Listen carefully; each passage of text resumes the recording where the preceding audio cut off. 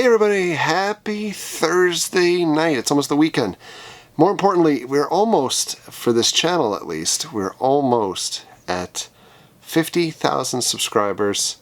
And we've almost been in this YouTube game now for almost 4 years. In another just about 2 months, we will have been putting out YouTube videos for 4 years already. So 4 years, 50,000 subscribers.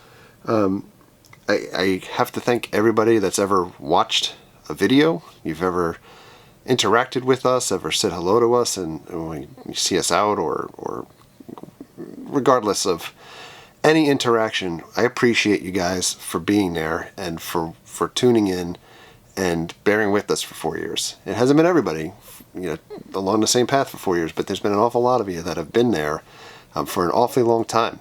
And what I thought I'd do today is just spend a little bit of time talking about our experience with YouTube, kind of giving my feedback on the platform itself, how things have gone, the ups, the downs. So many people put out videos with strategies of how to gain subscribers and how to gain views and the ins and outs.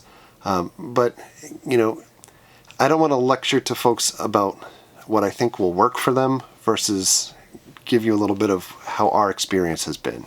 So at 50,000 subscribers, or almost at 50,000 subscribers, and mind you, some of these metrics that I'm going to go over are from the other day. I just haven't had a chance to actually film this.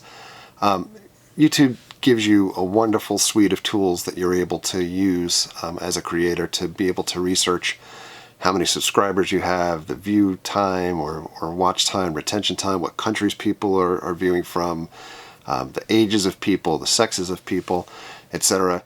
But, just to give you a little bit of perspective, we've long crossed the plateau of 50,000 subscribers. But the reality is, over these last almost 4 years, we had 58,592 subscribers to the channel. People that have actively clicked the subscribe button. And over that time, we've lost 8,880 subscribers. And that is a mind-numbing stat when you put that out there in perspective. In fact, over the last 28 days, we've had 1,544 individuals click the subscribe button. But at the same time, we've lost 351 subscribers over that period of time. Now, while that metric is pretty alarming, one thing to consider, which is either a positive or a negative how you look at it, because we do love our subscribers. The percentage of folks that watch our videos on a daily basis, 13% of the folks that watch the videos are subscribers, and the other 87% of our views come from folks that are not subscribed. So this means a couple things. Either we do a really horrible job at trying to get folks engaged to want to come back and watch more after they've clicked the subscribe button, or our content is so varied so that folks don't see a Disney video all the time, so they're not clicking on the other stuff, or they don't see a racing video and they're not clicking on the theme park things, and content's all over the place. My experience from this is, you have channels that have really high subscriber to view ratios, and it's incredible to look at that metric and to see just how many views folks are getting versus their subscribers. And obviously the higher the number, the greater your percentages are going to be with getting your subscribers more engaged in wanting to come back and look at your content over time. And this other really cool metric that goes along with that is just how long are people watching videos. Our videos tend to be around like the 15-minute mark or so if we're doing vlogs, and sometimes we have these powerhouse things that go on forever. But the reality is our average view time when folks click on a video of ours is somewhere in that 3-minute mark. So people are tuning in for 3 minutes a time, and then they're tuning out. They're not looking at the rest of the videos that people put out. And that either is an indicator that our stuff needs to be incredibly shorter, or people have less retention in wanting to stay tuned for what else is coming along. Kind of like, you're looking at videos in a much more rapid pace and get to the point and click out. So It's always something that I look at and wonder, should I stay the course and put out these full stories of how things are going? Or should we really edit it down, and I want to date myself and say MTV style, but just kind of, really Fast and Furious kind of piece things together so that people can get what they're looking for and then they get out. So I'm going to get to a really important thing, because I think folks that are not involved with YouTube kind of look at things and say, like, maybe that's like the get rich quick type scheme, that you can put out videos and you make a ton of money and things like that. And I'm going to say, any money that we've ever made from YouTube, for the most part, gets invested back into YouTube, or, things are expensive, concert tickets or park tickets or trips and things like that. Anything that we film, we end up putting money back into that. It's not like we're not buying Ferraris based off of the earnings that we make. So having said that, on the real positive side of things, lifetime, and this is from a couple days ago, we were at 27,676,963 views. That's amazing. That that many people at some point have clicked on a video of ours to see us, 27 million times. That's remarkable. Now, this is either going to sound like a huge number, or it's going to sound like a very low number, depending on, I think, people's perception of how much money is, or, the relative cost of money, or value of money.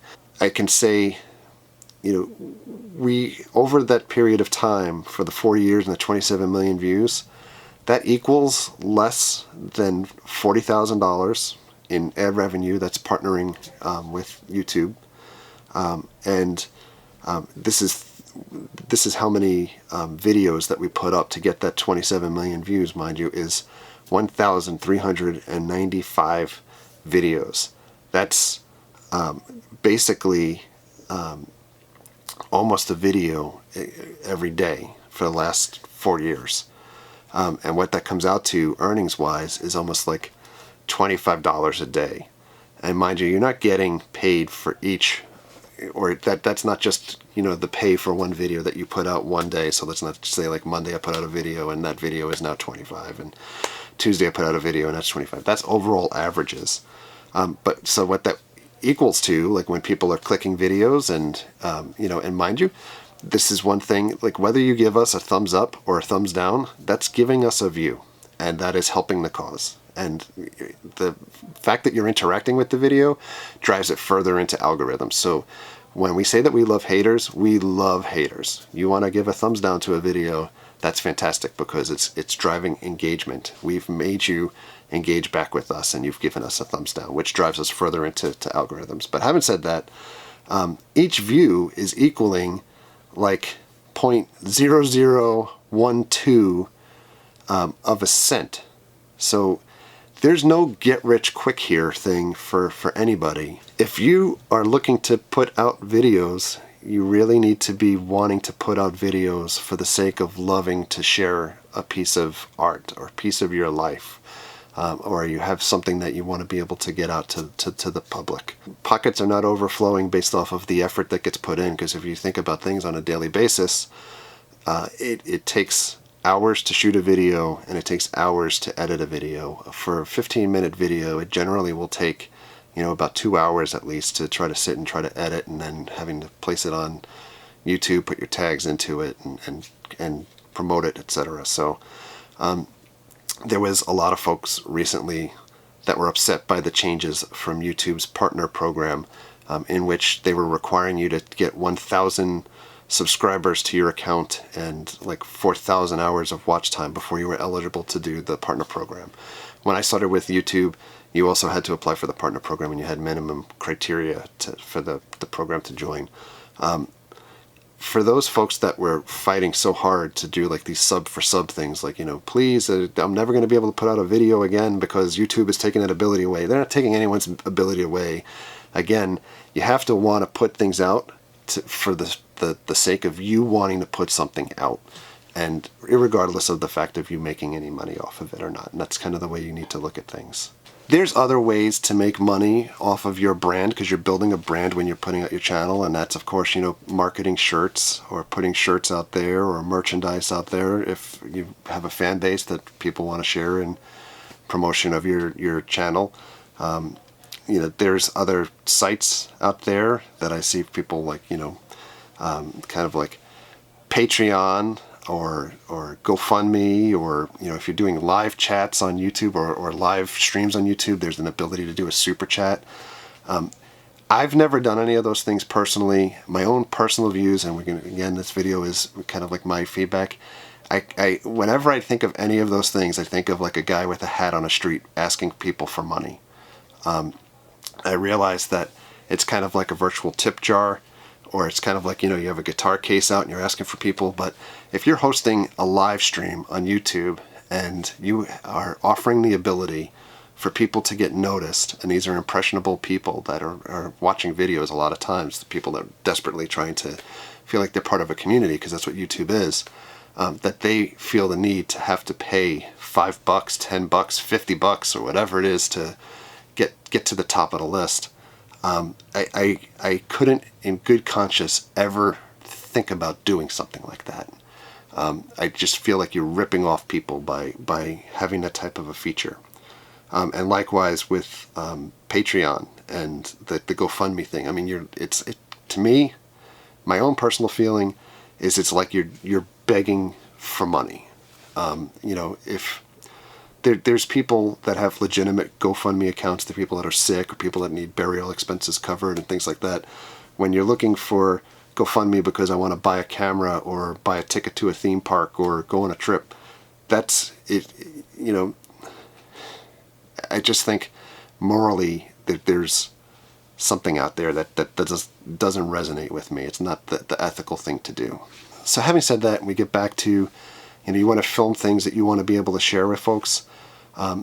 My own personal feedback, I think, over time is you start to learn what your audience is looking for. And again, this ties to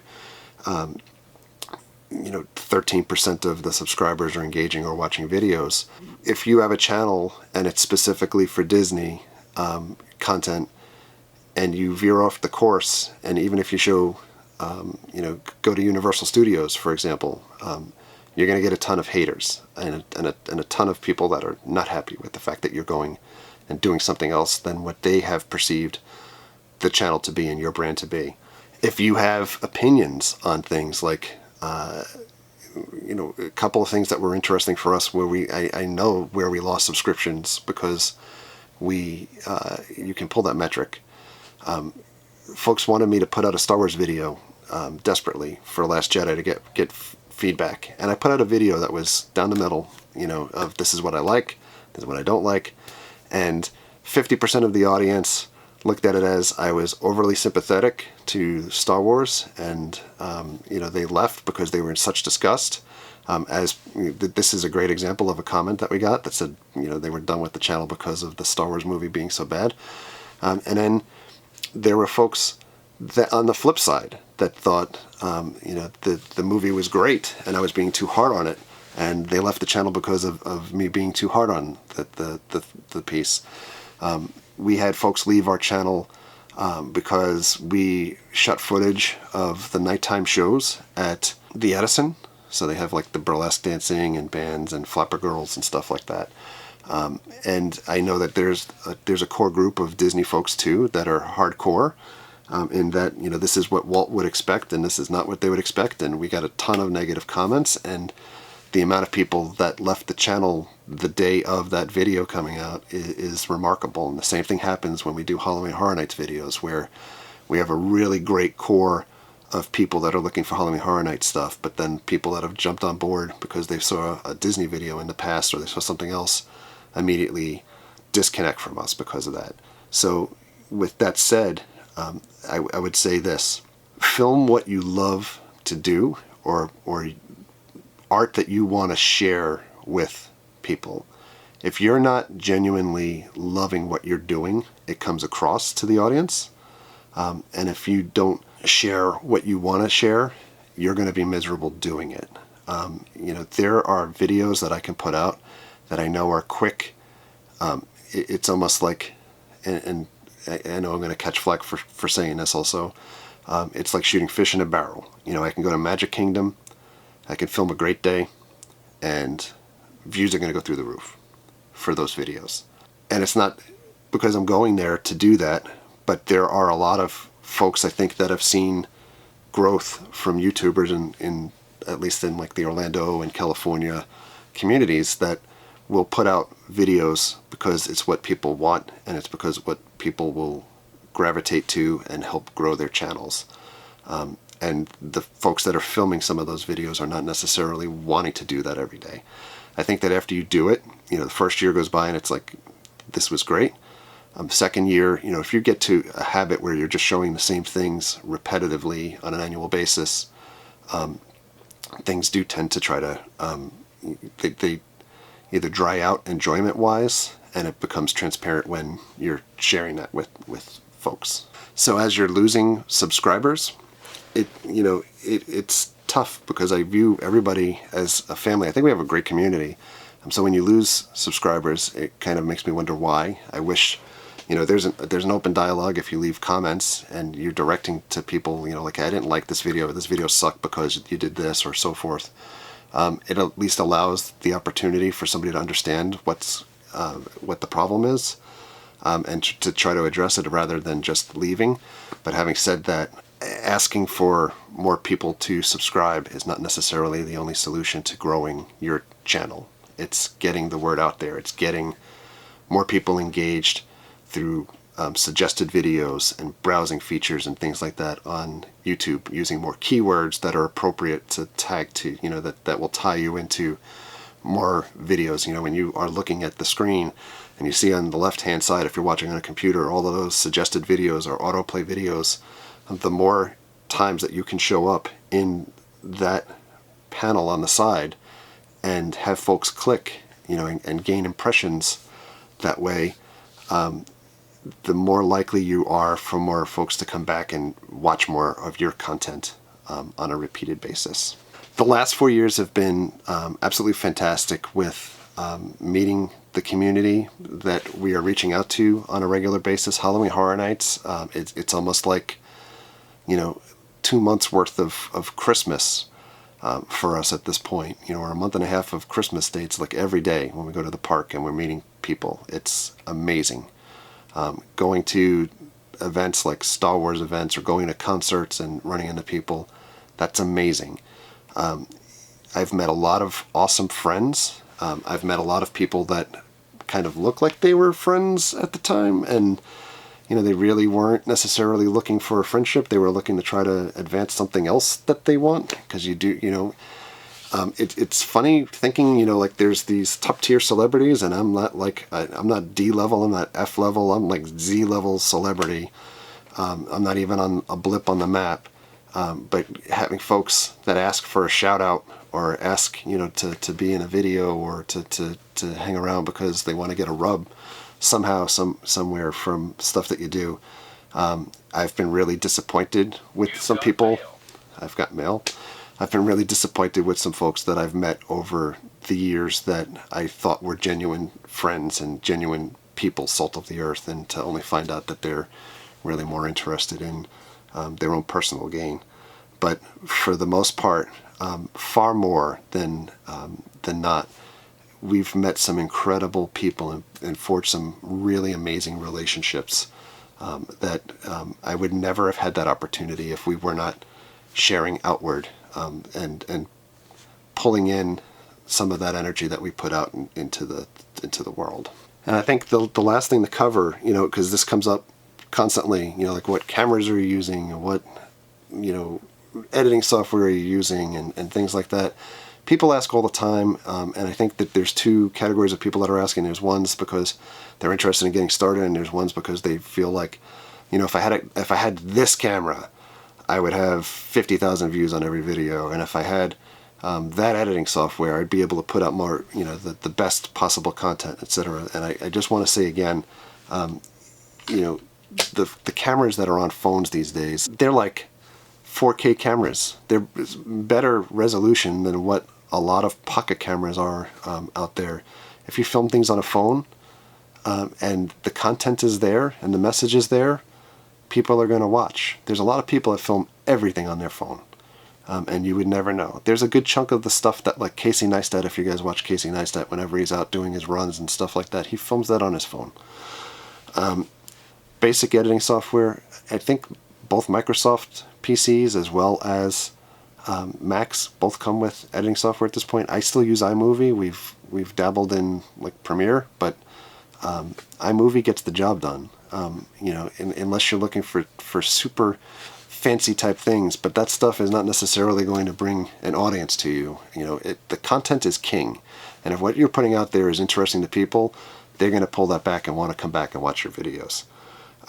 The biggest thing that I can say advice-wise that comes up all the time is just being consistent. You got to keep showing up. A lot of people ask, you know, like, I don't understand why my views went down, or my audience is down, or, you know, people are not watching my videos as opposed to watching this, you know, these videos and so forth. And we've had our share of that also, because, you know, burnout happens too, and real life happens. In December, we had a really great month for growth and for people watching videos and earnings and everything, and we dogged it out in December. And December also had some, like, you know, real life work time off, so I was able to do some of those things.